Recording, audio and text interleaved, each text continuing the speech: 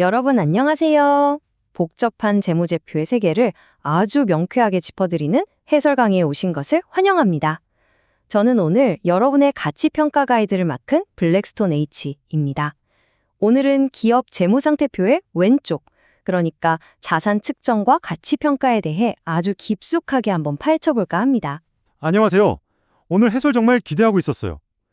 평소에 기업 재무상태표를 볼 때마다 장부에 적힌 자산 가치랑 실제 시장에서 평가받는 그 기업의 진짜 가치가 왜 이렇게 차이가 날까? 그게 늘 궁금했거든요. 정말 핵심을 찌르는 질문이네요.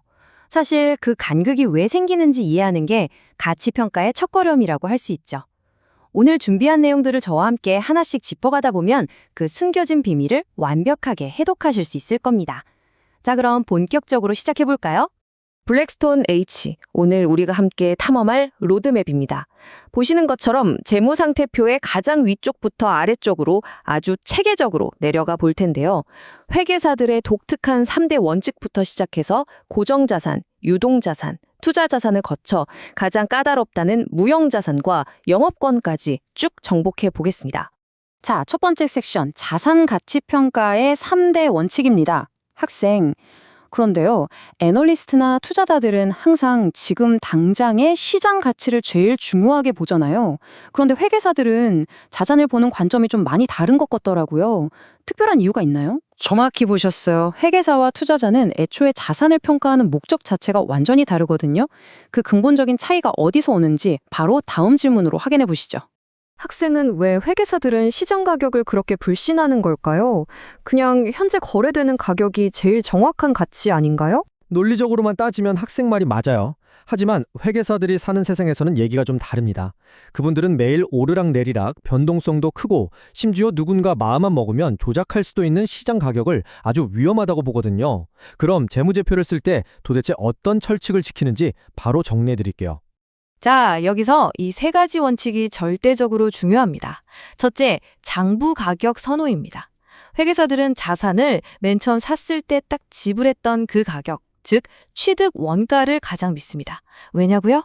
확실한 영수증으로 증명할 수 있으니까요. 둘째는 방금 우리가 얘기한 시장 가격에 대한 강력한 불신이고요. 학생, 그럼 셋째인 보수주의는 뭔가요? 일부러 저평가를 선호한다는 뜻인가요? 맞아요. 만약 어떤 자산의 가치를 두고 장부 가격하고 시장 가격, 이 두 가지 숫자가 충돌한다면 회계자들은 고민 없이 더 보수적인, 즉 더 낮은 숫자를 택하는 원칙입니다. 자산이 부풀려지는 걸 그야말로 극도로 경계하는 거죠. 그럼 이제 재무상태표의 첫 번째 메인 항목이죠. 고정자산으로 넘어가 보겠습니다. 학생, 고정자산이라고 하면 공장이나 대형 설비 같은 거잖아요. 그런데 이런 것들은 시간이 지나면 당연히 낡고 가치가 떨어질 텐데 아까 배운 취득원가 원칙만 계속 고집하면 실제 가치랑 너무 차이가 나지 않을까요? 이야, 정말 훌륭한 포인트입니다. 바로 그 딜레마를 해결하려고 회계사들이 아주 똑똑한 개념을 하나 도입했죠. 처음엔 취득원가로 딱 적어두지만 낡아서 떨어지는 가치만큼을 매년 장부에서 깎아내는 것. 이게 바로 감가상각입니다. 여기서 진짜 재미있는 건 이 두 가지 방식의 차이예요. 매년 똑같은 금액씩 정직하게 깎는 정액법이 있고 초반에 왕창 깎아버리는 가속상각법이 있거든요. 그럼 기업들은 보통 어떤 방식을 더 좋아하나요? 여기서 기업들의 아주 영리한 꼼수, 아니 전략이 나옵니다. 예를 들어 미국 기업들을 보면요. 주주들한테 우리 회사 돈 잘 번다고 보여질 때는 주로 정액법을 써요. 초반에 비용이 적게 잡히니까 이익이 확 커 보이거든요. 반면에 국세청에 세금 낼 때는 당연히 초반에 비용을 크게 잡아서 세금을 확 줄일 수 있는 가속상각법을 선호하는 거죠. 고정자산은 이쯤하고 이번에는 현금화가 아주 빠른 유동자산으로 내려가 볼까요? 학생? 단기 자산들이 나오는군요. 재무상태표 위쪽에 매출 채권이나 재고자산, 현금 같은 게 있던 걸 본 기억이 나요. 그런데 그중에서 매출 채권은 정확히 어떤 원리로 기록되는 건가요? 쉽게 말해 매출 채권은 물건을 외상으로 팔고 나서 나중에 그 돈을 받을 수 있는 권리입니다. 예를 들어서 홈디포가 동네 건설업자한테 건축자재를 팔면서 한 달 뒤에 돈 줘? 라고 했다면 바로 그 받을 돈이 매출 채권으로 장부에 잡히는 겁니다. 그런데 만약에 그 건설업자가 중간에 파산해버려서 돈을 떼이면 어떻게 되죠? 맞아요. 그게 바로 매출 채권이 가진 가장 치명적인 리스크, 대손입니다. 그래서 기업들은 미리 이 정도는 뗄 수 있겠다 예측해서 이익의 일부를 적립해두고 그만큼 매출 채권을 줄여서 표시해야 해요. 이거 제때제때 안 털어내면 회사의 재무제표가 엄청나게 과대포장될 위험이 있는 거죠. 자, 다음은 재고자산입니다. 여기 표를 보시면 선입선출법, 즉 FIFO와 후입선출법, LIFO, 그리고 가중평균법이 있죠. 학생, 먼저 들어온 재고를 먼저 팔았다고 치느냐, 아니면 가장 나중에 들어온 걸 먼저 팔았다고 치느냐의 차이군요. 그런데 이게 실전에서 그렇게 중요한가요? 물가가 미친 듯이 오르는 인플레이션 상황을 한번 상상해 보세요. 이때 후입선출법, LIFO를 쓰면 가장 최근에 비싸게 사온 재고가 먼저 팔린 걸로 처리됩니다. 그러면 물건 원가가 확 높아지니까 장부상 순이익은 당연히 쪼그라들겠죠. 이익이 적게 나오면 기업 입장에선 무조건 손해 아닌가요? 겉으로 보기엔 그렇죠. 그런데 장부상 이익이 적어지면 내야 할 세금도 같이 팍 줄어듭니다. 그래서 결과적으로 기업 주머니에 남는 진짜 현금 흐름은 오히려 가장 좋아지는 기현상이 벌어지죠. 합법적으로 세금을 깎는 아주 기발하고 합법적인 회계 마법이라고 할 수 있습니다. 유동자산의 마법을 지나 이번엔 투자자산 섹션입니다. 학생, 기업이 현금을 그냥 은행에 넣어두는 거 말고 다른 회사 주식을 사서 투자하는 그런 경우를 말씀하시는 거죠? 주식은 매일매일 시장 가격이 막 변하는데 이건 대체 회계 처리를 어떻게 하나요?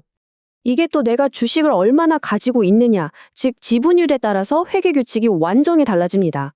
먼저 지분이 20%가 안 되는 소극적 투자는 투자 목적에 따라 처음에 산 취득 원가나 현재 시장 가격으로 평가를 해요. 그럼 20%를 딱 넘어가게 되면 룰이 바뀌나요? 네, 20%부터 50% 사이는 소수 지분 적극적 투자로 묶여서 이때부터는 지분법이라는 걸 씁니다. 내가 투자한 회사가 이익을 내면 내 지분율만큼 내 자산의 장부 가격도 올려주는 방식이죠. 그런데 만약 50%를 초과해버린다? 그러면 아예 다수 지분으로 보고 두 회사의 재무제표를 하나로 합쳐버리는 연결재무제표를 써야 합니다. 20%와 50%, 이 두 숫자가 회계에서는 게임의 룰을 완전히 바꿔버리는 마법의 기준선인 거죠. 자, 이제 재무상태표에서 가장 논란이 많고 까다로운 녀석들이 등장합니다. 5번째 섹션, 무형자산과 영업권입니다. 학생, 영업권, 영어로 굿윌이요. 제가 파이낸스 공부할 때 이 단어만 나오면 진짜 헷갈렸거든요. 그냥 회사의 좋은 평판이나 단골 손님, 그런 걸 뜻하는 건가요? 일상에서 쓰는 호의나 평판하고는 개념이 좀 다릅니다. 한번 이렇게 생각해 볼까요? 만약 A라는 기업이 B 기업을 인수하는데 B 기업의 장부 가격보다 훨씬 더 많은 돈을 얹어주고 사면 과연 어떻게 될까요? 유망한 테크 스타트업들 인수할 때 보면 장부에 적힌 자산보다 몇 배는 더 비싼 값을 치르잖아요. 그 차익을 장부에 어떻게 적느냐? 바로 그 문제군요. 빙고! 정확합니다. 그 차익의 정체가 바로 영업권이에요. 화면에 커다란 공식을 보면서 아주 명확하게 짚어보죠. 블랙스톤 H의 공식이 아주 직관적이죠? 영업권, 즉 굿윌은 우리가 지불한 전체 인수가격에서 인수당하는 기업의 순자산 장부가격을 뺀 값입니다.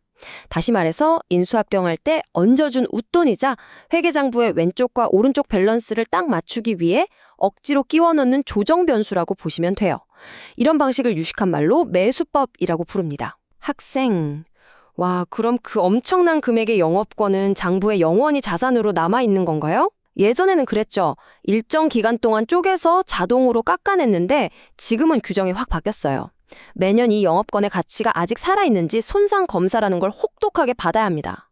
만약에 인수한 회사가 실적이 폭망해서 가치가 떨어지면 장부에 적힌 영업권도 가차없이 깎아내려야 하는 거죠. 무형자산 전반의 규칙을 보면 좀 억울하고 불공평한 면이 있어요. 우리가 회사 내부에서 밤새워가며 연구개발, R&D를 하거나 우리 브랜드를 키우려고 쓴 돈은 재무상태표에 당당하게 자산으로 올라가지 못하고 그 해의 비용으로 그냥 싹 날아가 버립니다. 네? 아니 내가 피땀 흘려 만든 브랜드는 자산으로 안 쳐주면서 남이 만든 걸 밖에서 돈 주고 사오면 그건 자산으로 인정해준다는 말씀이세요? 네, 맞습니다. 어이없지만 그게 바로 현행 회계의 한계예요. 요즘 핫한 테크 기업들이나 제약회사들의 진짜 가치를 이 전통적인 재무제표 숫자만 보고 판단하기 힘든 이유가 바로 이 보수적인 무형자산 규정 때문인 거죠. 자, 이렇게 복잡한 개념들을 100번 듣는 것보다 실제 사례 하나 보는 게 낫겠죠? 거대한 방위산업체인 RTX와 우리가 잘 아는 소매업체 홈디포의 자산 구성을 한번 쓱 비교해 보겠습니다. 학생, 와, 두 회사 구조가 진짜 극과 극이네요. RTX는 영업권이랑 무형자산 비중이 말도 안 되게 높은데 반면에 홈디포는 무형자산은 아예 0이고 재고자산이 어마어마하게 쌓여 있어요. 분석이 아주 날카롭습니다. RTX는 과거의 덩치 큰 기업들을 계속 인수합병하면서 덩치를 키웠기 때문에 장부에 막대한 영업권과 취득 무형자산이 쌓여 있는 겁니다. 반면에 홈디포는 뭡니까? 물건을 떼어다 파는 거대한 실물 소매점이잖아요. 당연히 물리적인 재고자산이 핵심일 수밖에 없죠. 비즈니스 모델이 다르면 재무제표의 얼굴도 이렇게 완전히 달라지는 겁니다. 자, 6번째 섹션입니다. 어느덧 재무상태표의 제일 윗단부터 저 아래 보이지 않는 무형자산까지 싹 다 훑어봤네요.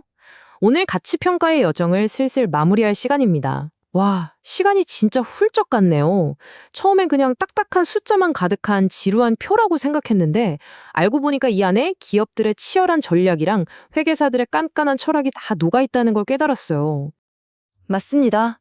오늘 배운 최고 핵심만 아주 빠르게 정리해볼까요?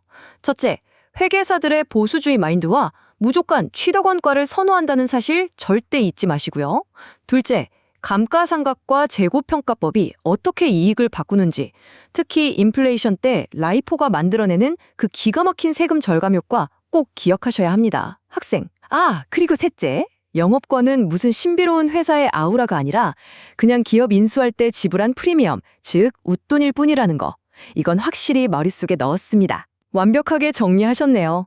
여러분도 딱 이 세 가지만 확실히 챙겨가시면 앞으로 어떤 기업의 자산가치 평가를 보더라도 절대 뼈대가 흔들리지 않으실 겁니다.